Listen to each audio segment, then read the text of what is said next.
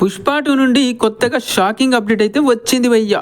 అదేంటో చెప్పే ముందు ఒక చిన్న రిక్వెస్ట్, ఈ వీడియో చూస్తున్న ప్రతి ఒక్కరూ లైక్ చేసి నా ఛానల్ని సబ్స్క్రైబ్ చేసుకోండి భయ్య.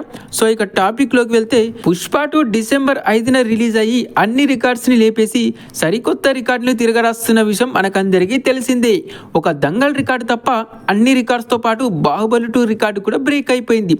ఇప్పటి వరకు మైత్రి మూవీ మేకర్స్ వాళ్ళ అప్డేట్స్ ప్రకారం 1831 కోట్లు కలెక్ట్ చేసిందని 2 వారాలకి ముందు అనౌన్స్ చేశారు. కానీ ఆ తర్వాత నుండి ఎంత కలెక్ట్ చేసింది అనే దానిపైన అఫీషియల్గా ఏ పోస్టర్ కూడా రిలీజ్ చేయలేదు. కానీ రీసెంట్గా పుష్ప 2 మేకర్స్ నుండి ఒక షాకింగ్ విషయం బయటకు వచ్చింది.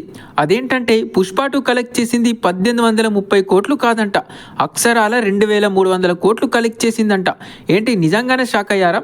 నిజం భయ్య, పుష్ప 2 కలెక్ట్ చేసింది 2300 కోట్లని ఐటీ రైడ్ వాళ్ళు కన్ఫర్మ్ చేశారు. రీసెంట్గా ఐటీ అధికారులు మైత్రి మూవీ మేకర్స్ ఇంట్లో రైడ్ చేయగా 2500 కోట్లకి పైగా మనీ దొరికిందని నిరూపించారు. ఇప్పుడు ఈ న్యూస్ అంతా ట్రెండ్ అవుతుంది. ఇదే గాని నిజమైతే దంగల్ రికార్డు కూడా లేచిపోయినట్టే భయ్య. వామ్మో, ఇదేం మాసరా మావా. అయినా ఎవరైనా రాని కలెక్షన్స్ ని వేసుకుంటారు కానీ వీళ్ళేంటి భయ్య, వచ్చిన కలెక్షన్స్ ని కూడా ఇలా దాచేసుకుంటున్నారు.